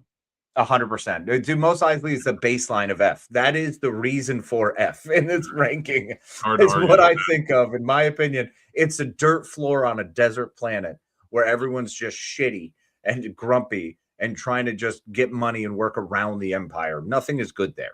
No, nothing is good. Now, this next one, the bar from WKRP in Cincinnati. Yeah, buddy. Look at that. That's what's up. Snooki's bar, bro. Snooki's bar. That is a bar from the 70s. That is a lounge. That is a lounge bar, my friend. Upscale people. That is not a public house. No. The most entertainment you have there is a TV and a piano. Exactly. It is literally the spot where men walked in there, and that was where everyone drank scotch and cognac straight, where you had a lot of rings and a lot of Coke and Quaaludes. And I mean, for crying out loud, there's peanuts sitting out. This is back in the day of peanuts and smoking. That was an upscale snack. Upscale snack was a peanut. Remember, pretzels were the low ball. Yep. Well, no. Pretzels were the next step down. Then, like, you had to buy your chips. Yeah, buying your chips was the lowest level. So what are we giving it? I'm not. People are having sex there. It's the 70s. Oh, this is a C all day. All right, I'll give you a C. Yeah. Dipping into a possible D, because I feel like random sex does happen, but roofies are definitely abound. But that's the problem, is there's so many. The 70s were just rife with those random drugs everyone had, Spanish fly, all kinds of stuff like that. People were getting dosed all the time and thinking it's funny. And it was the prime toxic masculinity era. So look at them. Look at these men. Don't tell me that these men don't look like they got rapey vibes. Oh, yeah. Come on. Craig T. Nelson in those glasses. Meow. He's giving it. Listen, I'm just saying it was the 70s, man. It was a wild time. Yeah. I'm not okaying that. I'm not justifying it. It's terrible. It's bad. What I'm saying is a wild time. These guys, you could spot them. You'd be like, you're a problem. Everybody thought it was the Al Pacinos. That's Craig T. Nope. Proven in what? Devil's advocate. It all comes back. Oh my gosh! All right, so we gave that one. What did we give that one? We gave that one a D, right? C. Yeah. I'd still hang out. Oh yeah, no, I'd happily hang out there. The Sin City Bar. Yes. Katie's Club. Katie's Club. Pesos Club or whatever. Yeah, Pecos. This is an F. 1,000%. I'd bounce there, but it's 1,000% an F. I wouldn't bounce. I would absolutely love to bartend at this place because there's chicken wire that's protecting you from the other people from broken bottles flying. 100%. 100%. So I would love to work here. This is like, I've always had the dream of wanting to work at a place that's the most rough and tumble place around. So I think it would be rad. Yeah, I do. I'm weird.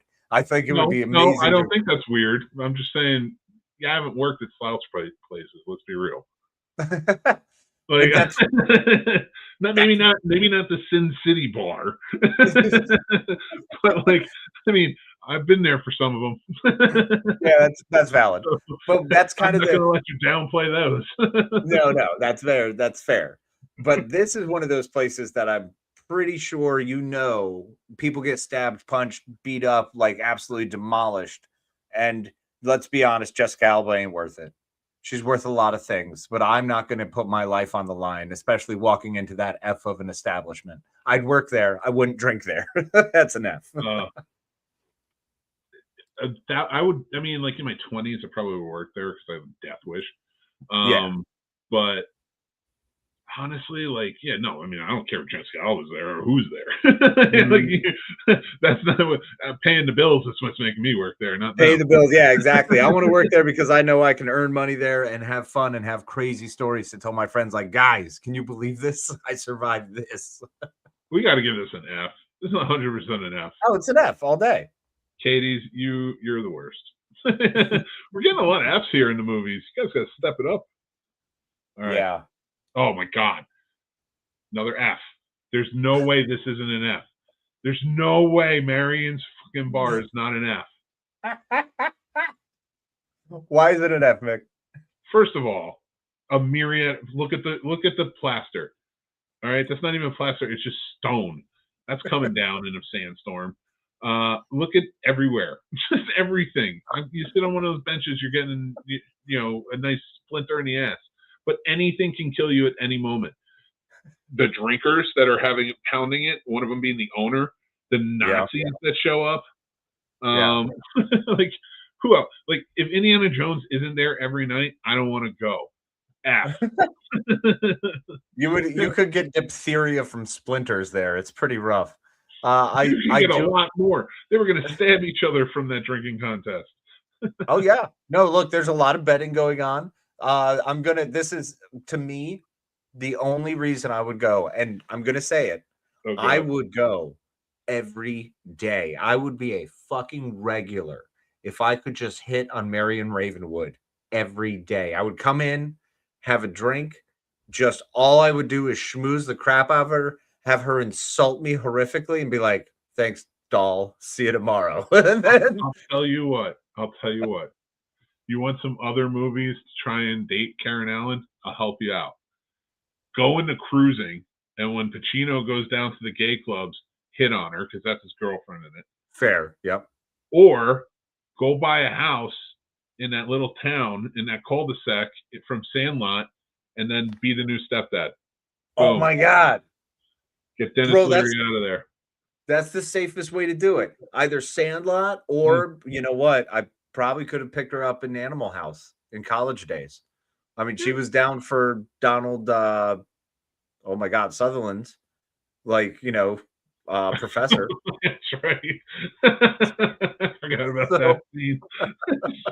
He was so funny. She was great in that scene too.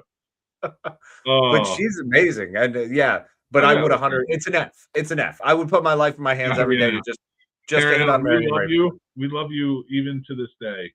But you can't run a bar. Oh my God. Are you kidding me? I would love to still date that woman today. I would take her out now. So beautiful.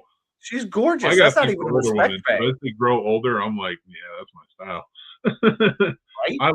Ladies, PSA, let your hair go gray. I don't care what your man says. He's going to love it. Trust me. And don't put shit in your face. Don't put any lines. I don't care. Show your age. You're beautiful. I don't care what they say. You age gracefully. It's so we all earned them. It's wonderful. Embrace the age. It's a beautiful thing. Yeah. 1,000%. All right. Next up. A++, the Regal Beagle. Oh God, the Regal Beagle. It's hard because you think about the other bars. Was it Snooki's bar you said? Yeah. And it's like it's 70s, same vibe, but this is more of a coastal type of establishment. They're going for Regal, although I don't know. Even like the bartender's in a vest and he's like just looks nice and everything's like kind of clean. The drink. They're going for that sort of subtle upscale. Like Snooki's plays it off. Snooki's is that lounge bar area. Yeah. The Regal Beagle is more the smaller blue collar restaurant bar. It kind of feels it has like a yacht club type vibe to it. Oh man, yeah, it doesn't though, because so it tries to, but you have to remember the people who go there are blue collar. You know what I mean? Yeah. Oh yeah, absolutely. It's much more the McLaren's crowd from that, How I Met Your Mother. It's that sort of slice of life that goes there. Whereas Snooki's bar is much more of like it's a kind of upper middle class. Whereas Regal Beagle wants to be upper middle class, but it's really just average schmoes. I think the Regal Beagle is higher class than Snooki's Bar. I think Really? Snooki's Bar caters with drinks and like the lounge vibe to an upper class, but I think it's like adjacent more than it is one versus the other. Fair, like, but being out on the coast like that and like it's a beach, because automatically it's on the beach. That is money. Like true. It's in California. I think they're in San Diego. Oh yeah, I think you're right. I think it is San Diego. So like, you know, San Diego's, you know, pretty hip happening town in the 70s. I'm gonna say that like nobody's having sex in that place. Oh, buddy. No. You don't think so? Oh, all right. I think they keep it tight. Okay. Tight ship. Okay. I don't think there's opportunity for it. Yes, you could say after closing, things like that. I know what you're saying, though. You're saying during the general operation of day, I'm not going to go there and bang it out in their bathrooms. Exactly. Bingo. I think, could you? Probably. It's the 70s. There's a lot of coke going around. There's craziness, right? Sure. I'm not saying I could see roofies, though. I honestly would have to probably put this after you turned me a little bit. I was starting closer to a D, but I think I'm bringing it up to B, actually. This is a B for me. Okay. The Regal Beagle is a strong B. I'm coming back to B. Yeah. All right, we're at B. So you Regal Beagle, I think you're handling business. Because that bartender, listen to me, that bartender in the background there, he's not putting up with shit. He's not putting up with roofies or anything like that. Nope. That's like a me bartender. That's like, you know, me and Mike, we were the guys. We put on our vests. We have our fancy shirts. You know, sometimes we'd be shirtless with just vests and ties. We were fancy. Yep. You see a guy fucking around? Nope. Call that bouncer. All right. My house. This one's it's a sea shanty. It's the bar from, it's such a shithole. They didn't even have pictures on Google of the bar from the inside. It's an F. I don't care. The sea shanty from Perfect Storm is an F. 100%. The crow's nest. The crow's nest. Bro. That's what it is. You and I both grew up with a ton of places like this. I did. I grew up with these kind of spots where they were just like randomly. There was a bar on the side of a freaking what looked like maybe it could have been a house. We don't know. It was a renovated. They just put one big window. So I love this place. And it is 100% a D for me all day. It's awesome. No, it's awesome. Trust me. Like, and like, listen, I don't know sea shanties, but first of all, we've all been to Moby Dick's. And when you go to Moby Dick's, that is close to a sea shanty as you're gonna get. I've been to a couple establishments like that in Boston that were more of the. Remember, you in Jersey, Moby Dick's. Oh, I do. Yeah. Oh, yeah. Shithole. Which beautiful shithole. If you want to be a sponsor. But I know you've been to real deals. But I'm saying at least I came a little close. Believe me, I fully remember the Moby Dick. I can never not remember the Moby Dick. I had a whale of a good time at the Moby Dick. Oh, fuck. Yes, you did. That's a fuck. All right. If this is an F. Maybe an A. All right. It's an E. Bring it up from an F because you're not guaranteed death. All right. You're not guaranteed death until there's a hurricane season coming around. Would I trust the fish? Only if it was fresh catch. Give me the catch of the day. Everything else, I wouldn't trust the refrigeration systems. See, what the fuck? I don't know that. That's why I don't come that close to it. That's why I only get fish and chips when I go to Moby Dick's. Dude, because I want the motif of it. You have to tell me these things. There's no way I'm going to know. Like, I'm thinking, there's fishermen there all the time. They have the best fish. The reason they drink as much as they do is to counteract the diseases they're getting constantly. Jesus Christ. I am scared now. You're going to drop me down to an F. Well, where everybody knows her name. Oh, baby. The Bullfinch Pub. Cheers. I know. Well, the real place is the Bullfinch Pub. But like people who aren't fucking from New England don't care about that. It's Cheers. Oh, man, I've sat there, watched the Sox game, and had a Sam Adams. Believe That me, sounds like bro. the worst day ever. Fake It is Cheers, the most. fake ass beer, fake ass baseball team. Don't even get me started. Go Yankees. Drink a real beer. Well, Sam what a great Adams. show. Looks like we're done.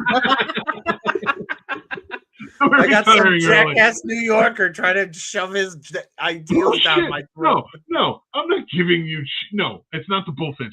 It was Cheers for 11 years, and I want to say Cheers. You said Bullfinch. We know now. Fucking Connecticut. Again, with you too many N's and you too many D's and you too many C's. There's like letters everywhere. It's like goddamn Wheel of Fortune. I think we all can admit that Cheers is an A. I have to argue that. It's in Boston. It's perfectly clean with a man like Sam Malone handling business. You can't have Boston. You can't claim Boston. I already gave you like 3 Connecticut's. No, you gave me my legitimate home, so that's fair. That's fair. I had the bada bing. I got an F. Every time we get to Jersey, I left the shithouse bar off the list this time around because I figured one jersey was enough. Sorry. So Boston, I'm sorry, it's not getting an A from me. I'm giving you a Boston. I'll give you a B. All right, I'll take a B because I would definitely take a girl home from there. I would go cruising for chicks to find a Shelley Long there all day. Yeah. You think I'm going to bring the love of my life there to have her ear talked off by Cliff Clavin? Actually, yes. If I was friends with Cliff Clavin or if I knew a guy at a bar who was like Cliff Clavin, I would take them to that bar. Because if they can't deal with them, then, well, that's how you can see how they deal with pressure. We know people like that at the bars. Yeah, no, it's fair.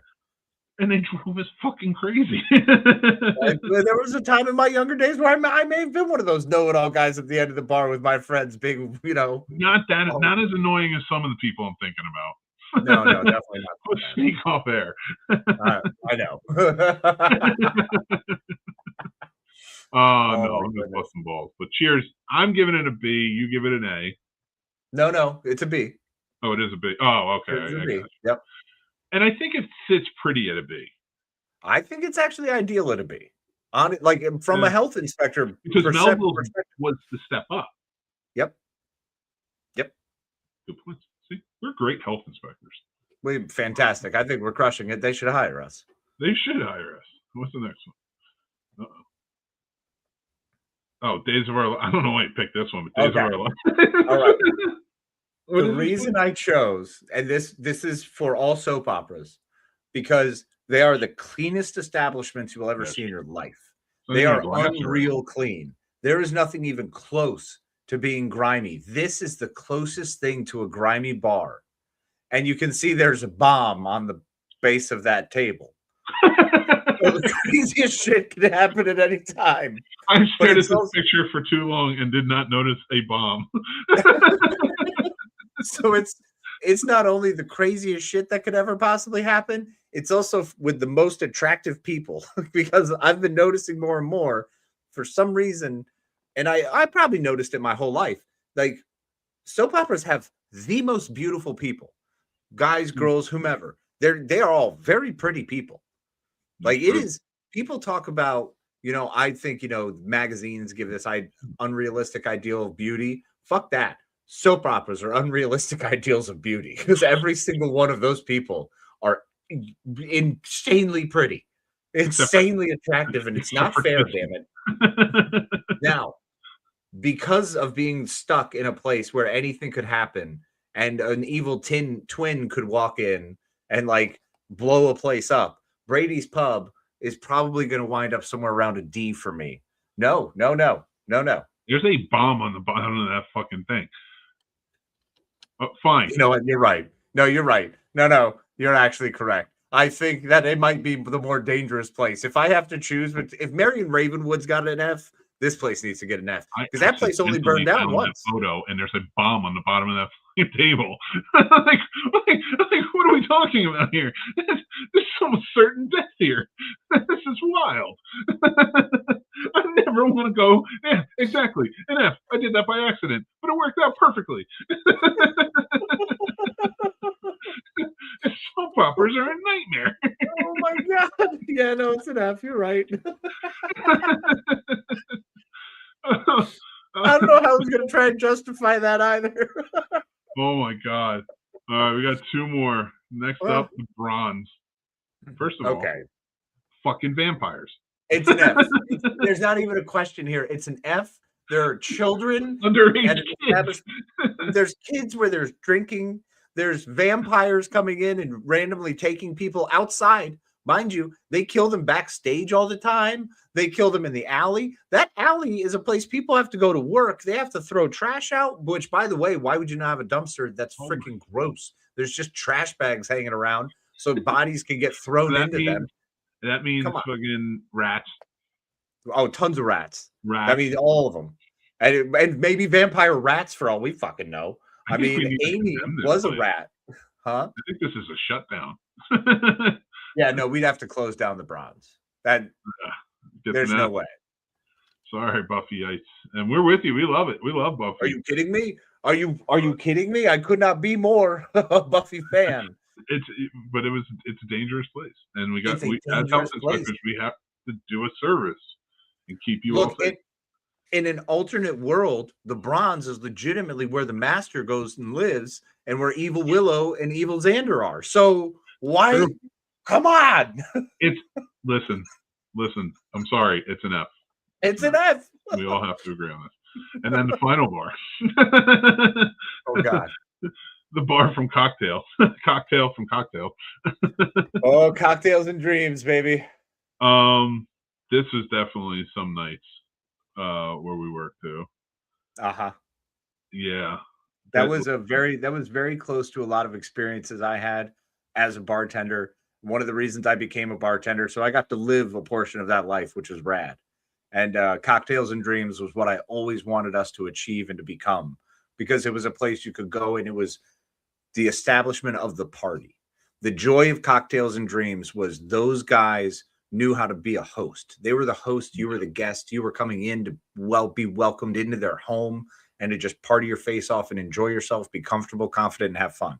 To me, Cocktails and Dreams and what it wanted to be, the way it held itself up, such a high standard of cleanliness and consistency, that sucker was an A all day for me.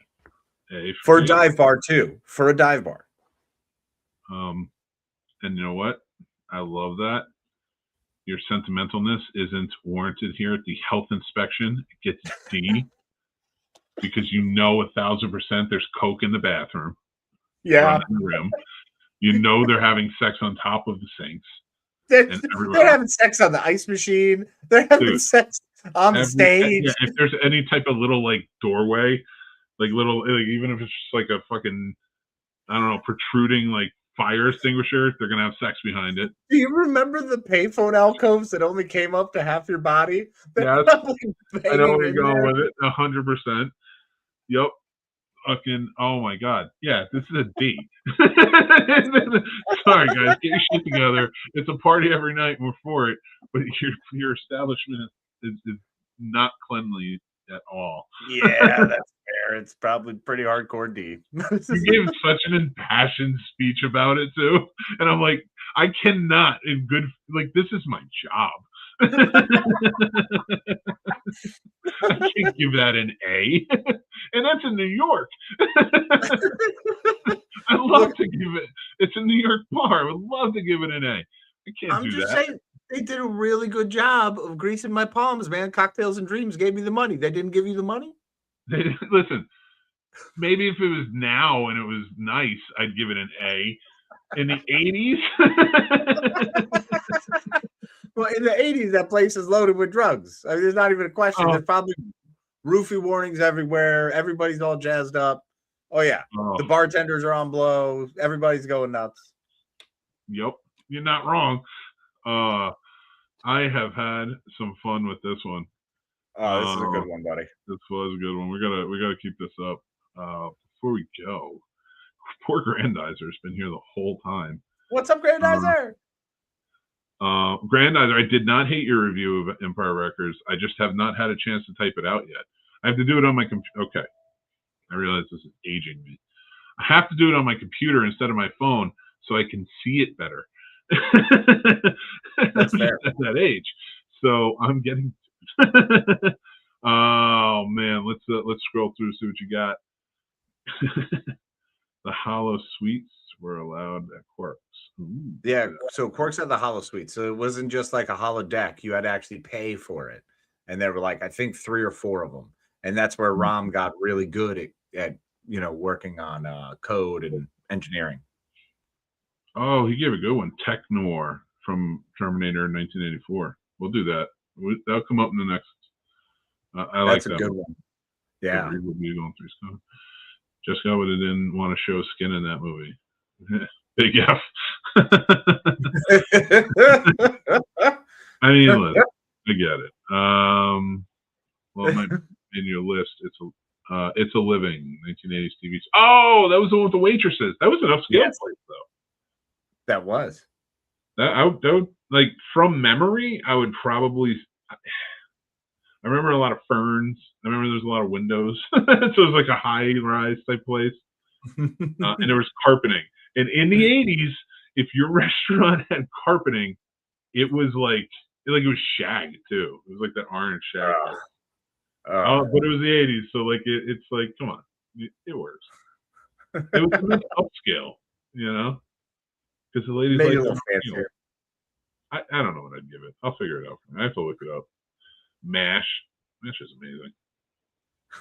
Oh wow, this is not recorded. It's all Mick. Yeah, I thought you were ignoring me because of what I said. No, I don't know. I'm not mad at you. I don't know what you said. I didn't read everything. I do like his takeoff soap operas. Yeah, those people are out of us mortals league. I mean, it's really that's so true because it's not, and I don't mean to say that like for me, it's just ostensibly beauty. You know what I'm saying? Like it is whatever the beauty is for that time, you will see them on soap operas. And that's why soap operas through the years are like this weird, fun way to almost time capsule what was popular and the fashion style and the things we consider beautiful in each era. It's kind of neat to go back and check those out. It's true. It's true. And Grandizer, keep commenting. I'm going to start doing it where at the end we read through the comments and kind of discuss any. So if you have questions and stuff, keep them up. Yeah, it's a Living with a 3PS, but a piano player. He did bring up 10 Forward, and I think that would be. We should save that. We'll save 10 Forward. We'll save 10 Forward, Grandizer. We're going to do a second round of this because this was a lot of fun.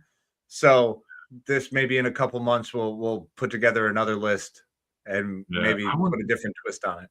I want to do a mixtape episode soon. I want to see if I can get everybody together for it.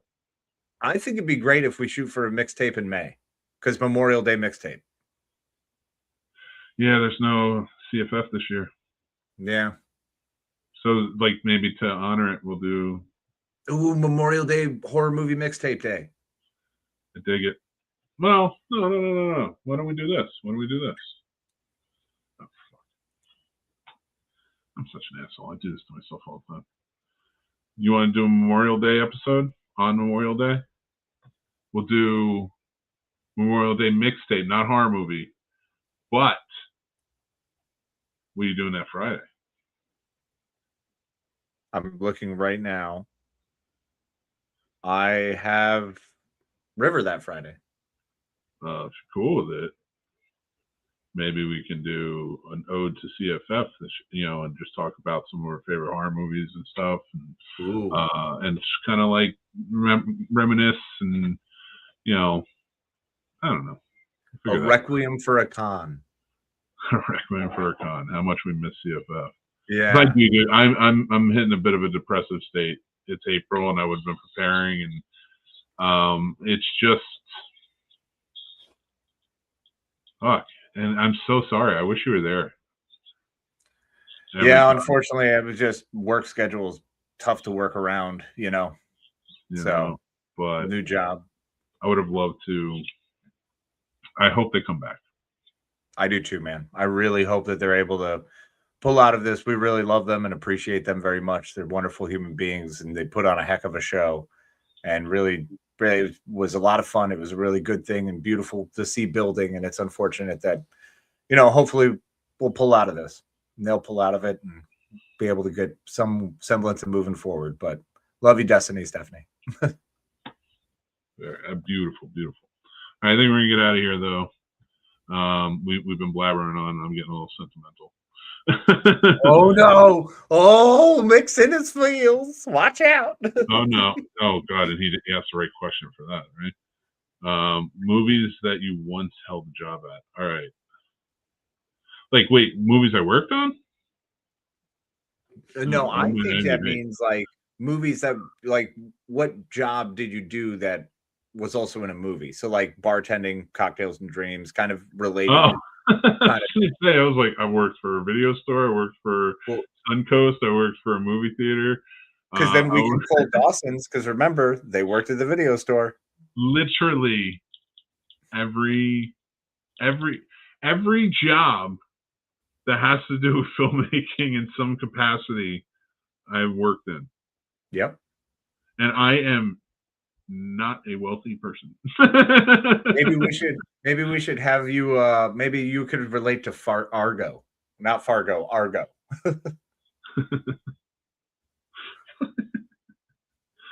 Oh man, don't make me cry. Yeah, but I did have a lot of movie jobs. That's all I'm saying. So no, but that's the idea of doing this. Because I like this idea of the job you once had is, what if we did like I could do career opportunities, because I was a janitor once. I don't know. I did a lot of shit. I can't remember everything. There was a time where I just moved around, just took different jobs. Not unlike Bruce Banner. And believe me, folks, if you're questioning that, the music was just as slow and sad, and he did have a orange backpack. I'm really thinking, because I was homeless for 6 months. There's some shit I did.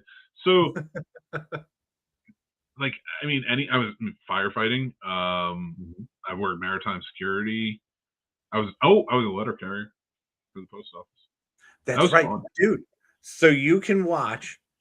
We could get you to watch. What was the movie where they were on boats with Bruce Willis in New York? Which one? Was it Striking Distance? Striking Distance. So you could talk about Striking Distance for being your maritime security. No, not quite. For firefighter, it's definitely Backdraft, obviously. The fucking movie. I love it, but at the same time, it's so inaccurate. There's not a mask anywhere. They're not wearing their caps. Oh my god, nothing. Their jackets are open. What's the point? It's so ridiculous. What are you doing? It takes 30 seconds to put on your bunker gear. That's definitely one of the next show topics, because that's a great one. It's movies that do not represent the jobs we've had. Did we just do that? Did we? I thought we did, inaccuracies of movies. Dude, I don't care.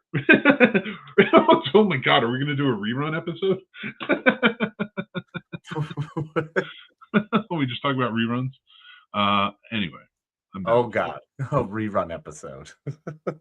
Uh-oh. Well, Casey, what you got for us as we... Well, thanks for joining us as always. I hope you all had a great time. I know we were entertained. This was a great show. It was a hoot. So hopefully y'all had fun. We brought you a little bit of, joy and levity in this crazy time that we're living in, this wacky world. So as always, we love and appreciate you. Please make sure to like, subscribe, follow, do as much and as many things as you can. And just make sure that you have a good time. You take care of yourself. Be kind to yourself. Be kind to each other. And be well, y'all. And be kind.